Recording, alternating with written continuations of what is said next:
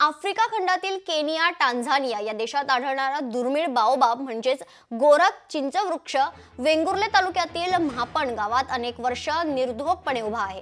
हे झाड दिसायला विचित्र असून ते या ठिकाणी कसं आलंय याबाबत अधिक तर्कवितर्क लावले जात आहेत।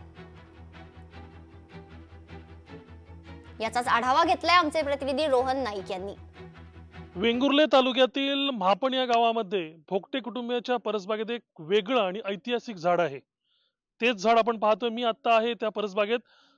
हे जे झाड आहे ते आफ्रिका खंडातील केनिया, टांझानिया देशात आढळणारं हे दुर्मिळ असं झाड आणि याला इंग्रजी भाषेमध्ये बाओबाब असं म्हटलं जातं। तर भारतामध्ये याला चिंच वृक्ष असं म्हटलं जातं। अनेक वर्ष हा वृक्ष आपल्याला पाहायला मिळतोय।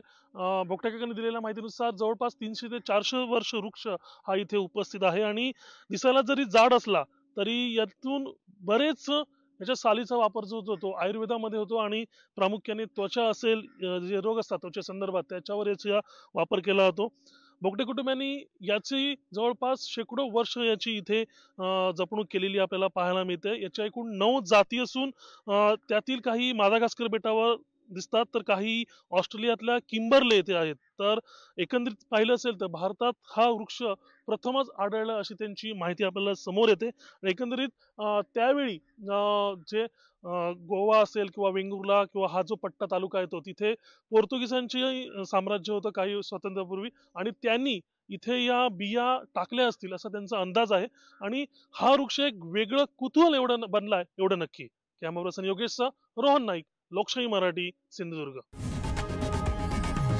लोकशाही मराठी ऐका, पहा, जागरूक रहा।